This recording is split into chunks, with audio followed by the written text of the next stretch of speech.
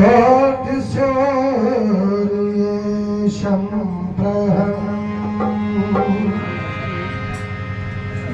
कथा विश्रोताभ्यसारम्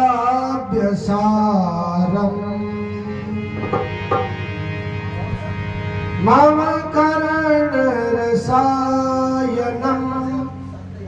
यस्य पश्यरश्यम्।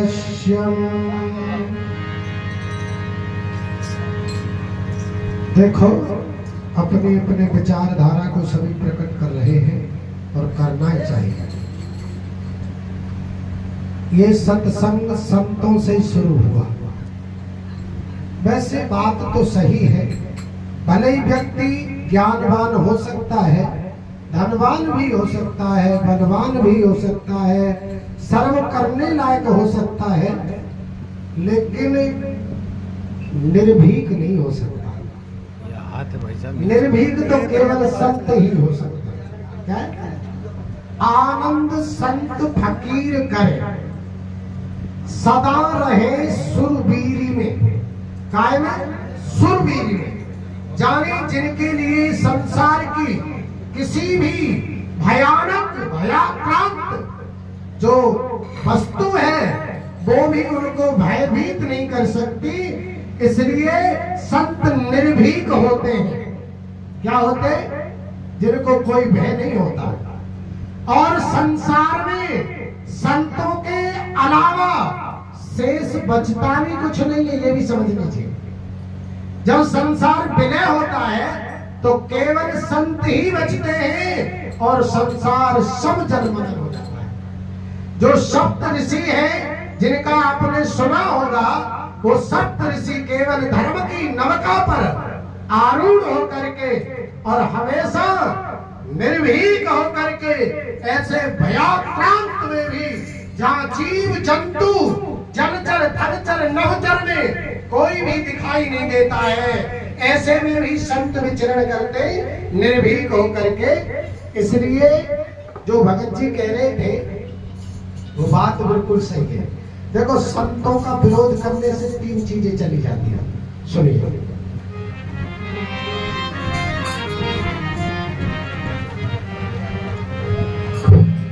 संत सताए तीन गए, राज धर्म और वंश। तीन चीजें चली जाती है। राज भी चला जाता है, धर्म भी चला जाता है, वंश भी चला जाता है। संत सताए तीन गए, राज धर्म और वंश। नाय मानो तो देख ले रावण को रघु कंस। जिन्होंने संतों का अपमान किया, रावण ने विभीषण जैसे संत का अपमान किया, जिस दिन अपमान किया उसी दिन राक्षस अपनी आयु से विहीन हो गए थे। गोस्वामी जी लिखते हैं, सुनिए भैया।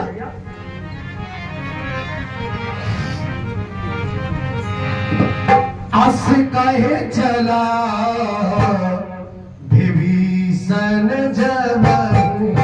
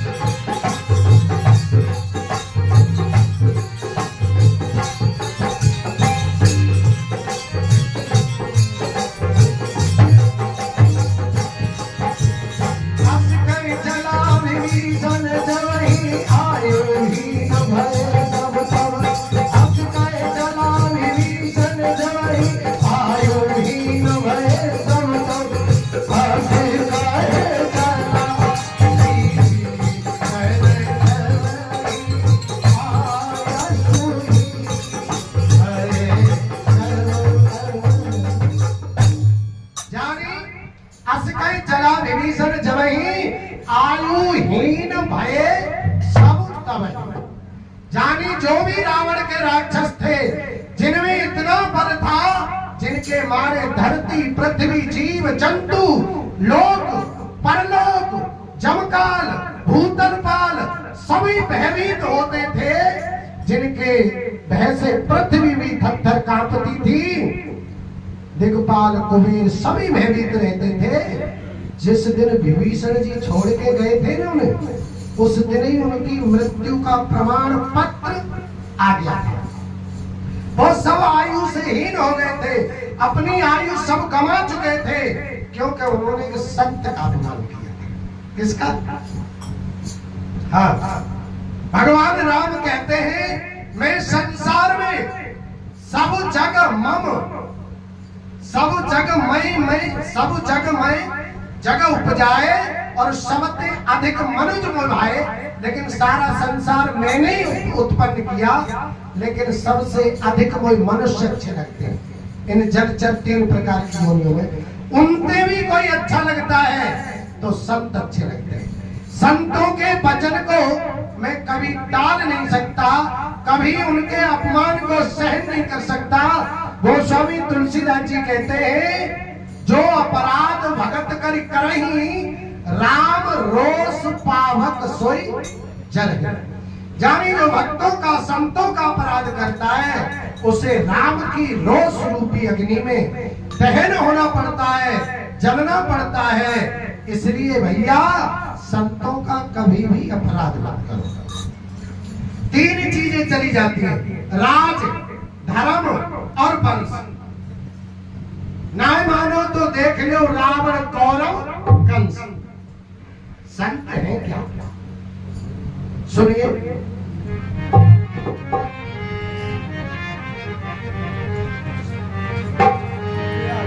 संत विशुद्ध मिले पर देहि,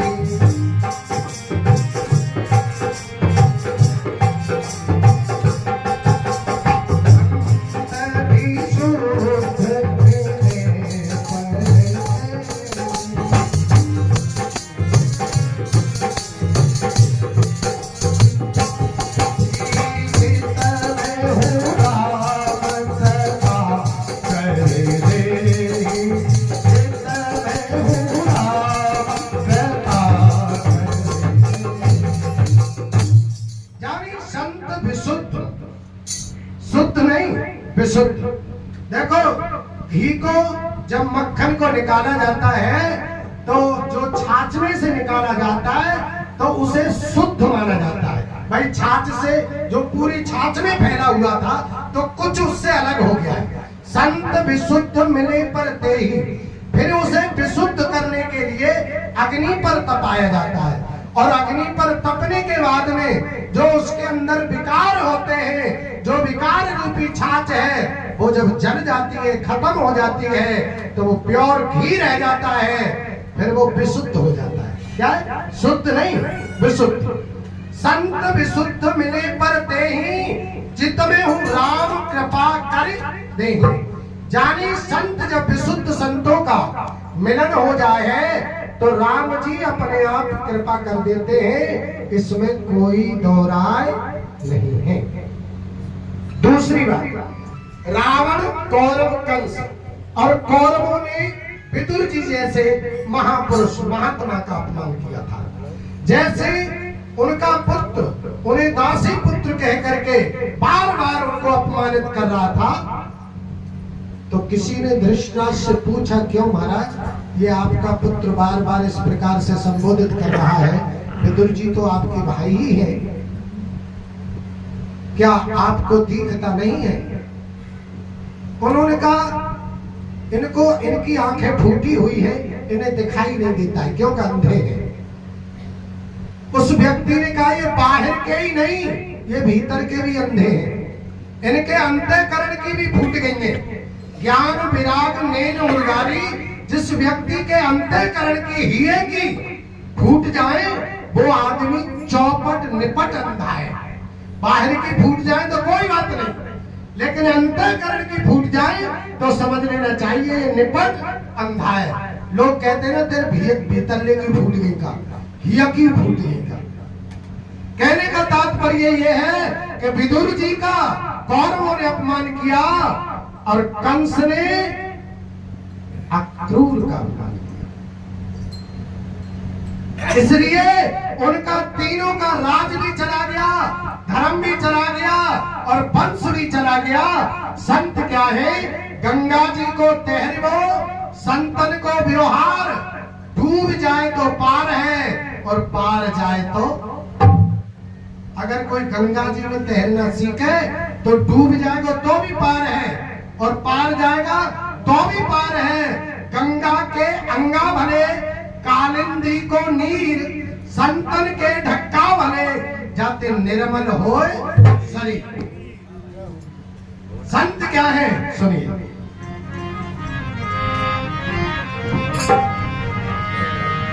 तुम हरि कृपा पुण्य पुंज भी न मिलहि न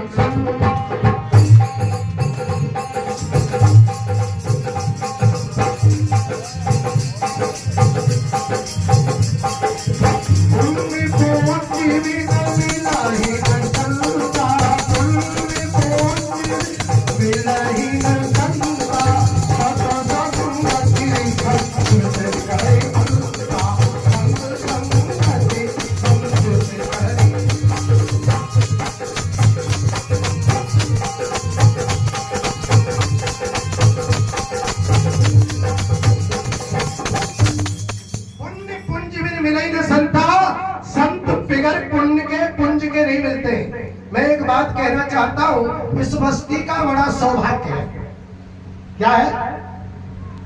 इस बस्ती का बड़ा सौभाग्य है जो 10-20 संत हर महीना में इस बस्ती में चल करके आते हैं और आपको जो भी उनके थ्रू या फिर ये कार्यक्रम जो भी होता है ये तो सौभाग्य है ही, लेकिन इससे भी ज्यादा जिसमें जो साधु संत आते हैं ना, ये आपका, आपकी बस्ती का, आपके पुण्य है। आप जिस दरबार में बैठे हो ये आपका पुण्य है। क्या है? पुण्य पुंज बिन मिलहि न संता, सत संगत संस्कृत कर अंता।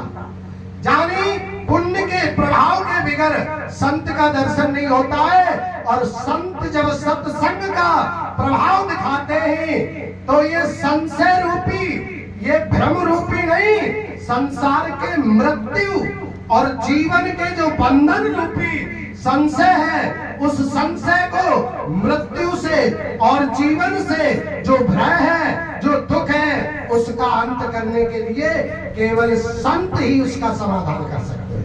सत्संगत संस्कृत कर अंता। अब ये आपके पुण्य है। क्या है? यहाँ बैठे हो ना, पुण्य पुंज बिन, अगर आप संत के आश्रम पे आए हो तो आपके पुण्य है, और संत आपके घर पे चले जाए तो भगवान की कृपा सुनी।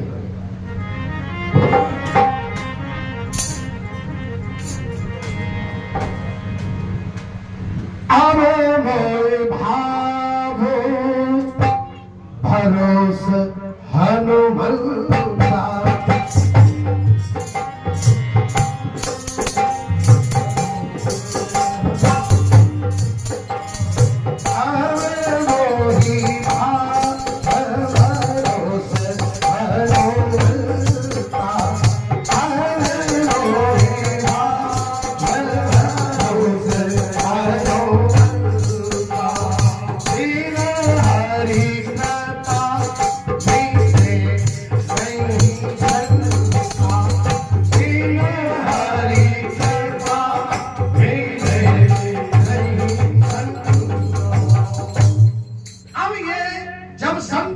दरवाजे पर किसी के गृह में पहुंच जाए तो समझ लेना चाहिए ये भगवान हरि की, साक्षात नारायण की कृपा है।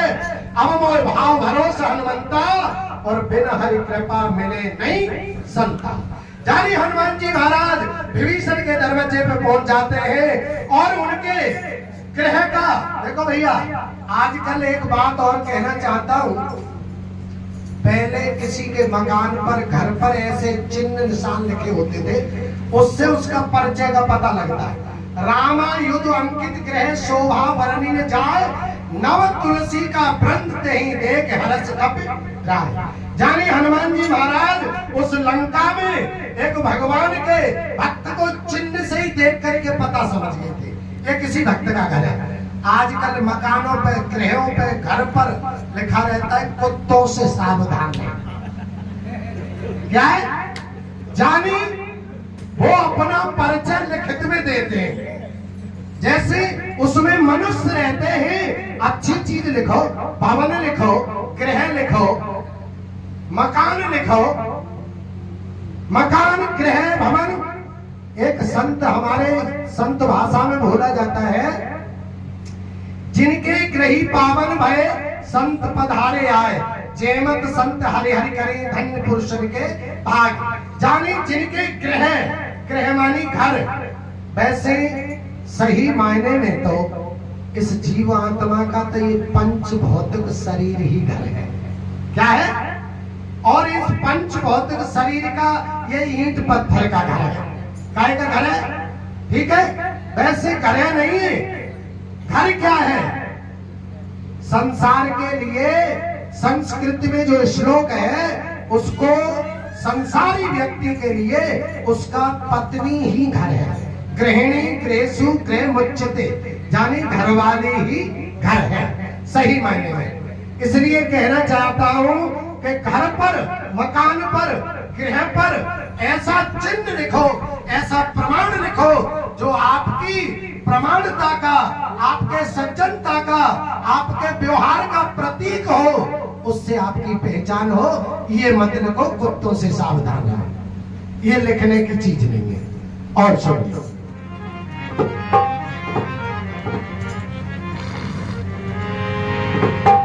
छिति जल पावकी गगन समीरा,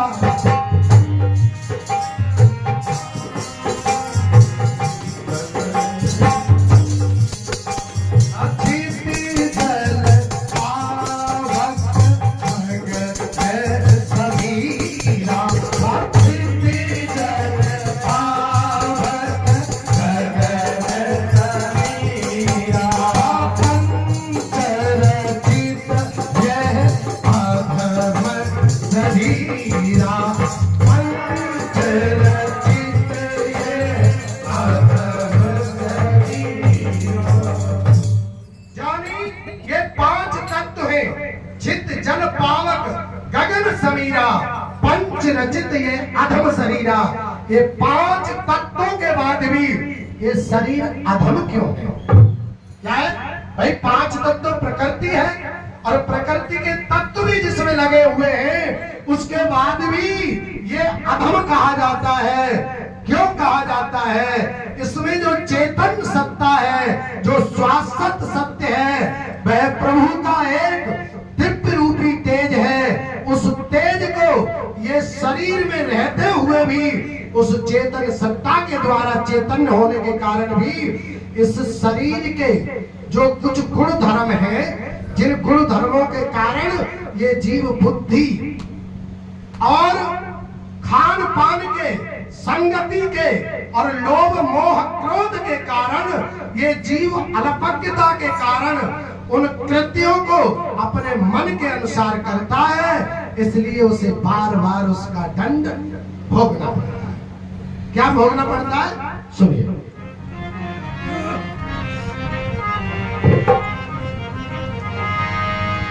सुदुरित लोको तृष्णाति ने, सुदुरित लोक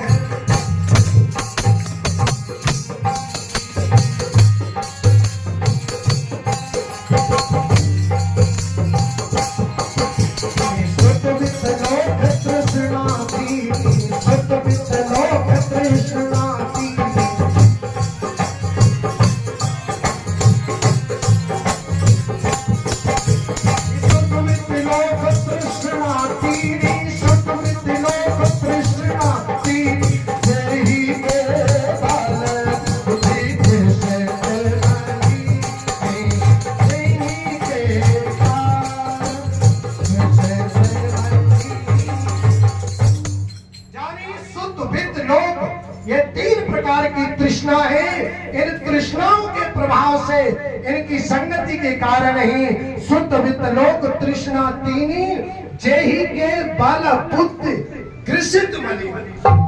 जानिए बुद्धि जो ग्रसित है, दोषित है, इसमें विकार है, उस विकार का निरीकरण नहीं है, निराकार नहीं है, इसलिए ये ग्रसित है, दोषित है, वो निर्णायक नहीं हो पाती। क्योंकि खान का, पान का, रहने का, सहने का, पहने का, आहार व्यवहार का जो दोष है, उस दोष ने इस बुद्धि को ऐसा ग्रसित कर रखा है कि वो निर्णय ले ही नहीं पाती है। देखो और भी भक्ता है, मैं